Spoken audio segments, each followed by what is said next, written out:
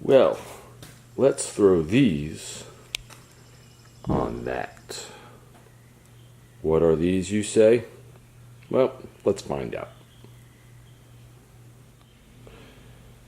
These are the EAG Safari style door for the JL Wrangler. Comes boxed up fairly nicely. I haven't gotten to the bottom.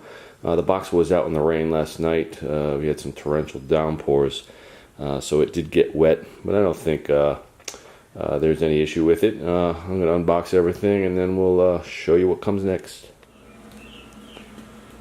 Well, here's everything that comes with the doors. You get the two front doors with hinges and hardware. You get the two rear doors.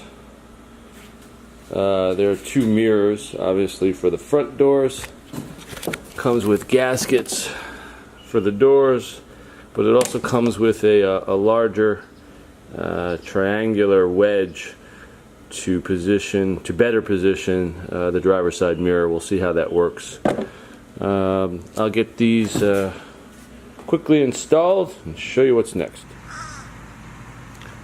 Hey, just a quick tip to paint the heads of the hex nuts that secure the doors and latches. I didn't want to have the stainless steel contrast with the black doors, so what I did was I stuck the bolts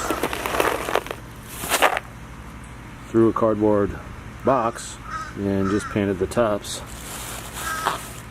So it comes out basically like that. Not a lot of overspray. And then I painted the washers because some of the pieces of the washer will be visible when they're installed on the actual bolt. So just a tip if that's what you want to do. Alright, so we have several lengths of bolts here which are used on the hinges. So for the hinges, for the upper hinges, you're going to use the shorter bolt. For the bottom hinges, you're going to use the longer bolt. There are some other bolts that come with for the mirrors. You get two of these longer ones, and then currently have some others drying from the paint we applied. I think there's another 6 or 8 bolts there. So just so you know that you get two sizes for the hinges. The shorter ones are on top, longer ones are on the bottom, and then you have others for the mirrors. Well, got the EAG Safari doors installed on the JL. As you can see, I think they look fairly decent. The install wasn't very difficult. There were a couple of things that held me up a little bit. One of which, and probably the most concerning, was this rear right or passenger door. I had to add some fiber washers right here and here to lift the door up. There was a bunch of contact between the door and the frame of the vehicle, as you can see. It's still not perfect. The way I've been testing it is just putting a piece of paper in between. Initially, you couldn't pull this paper out without ripping it. It's definitely not loose. There is still some binding there, which means that the door is contacting the frame. So I'm going to call EAG on Monday, today's Saturday, on Monday, just to determine if there's anything we can do or troubleshoot.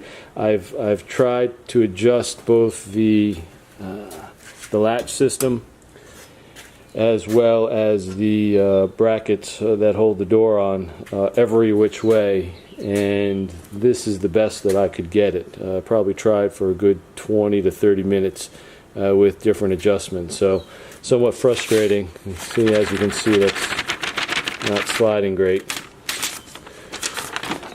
So that was one of the issues. The other issue, and I'll come around to the driver's side here, as others have said with this mirror, I did add the the I guess the triangular wedge here to push the front of the mirror out a little bit, because when you sit in the driver's seat, and I don't know how good of a view you'll get through the camera, but when you sit in the driver's seat and look out, I'm primarily seeing the side of the Jeep, not necessarily the road. I should be seeing something like that. And this mirror is pushed out all the way as far as it's going to go. So there's no additional adjustment there. Not optimal placement for that mirror, but I'll have to deal with it for now. Somebody else had posted that without the mirrors, all 4 doors will fit in the back of the Jeep with the diabolical slipstream, which I have. So that's somewhat promising for me. I could take the mirror off, and I have another option as far as mirrors go, not installed on the door, but on the body, that I may pursue. So that's just one thing to keep in mind, as others have commented. The latch system's very good, very easy to adjust. There's no locks on the doors, but that's what you get. And then has the retention strap there, so the door does not swing open and hit the body of the Jeep. So this one's pretty solid. There's no real noise or wiggling. Just a little bit there. I'm pulling pretty hard.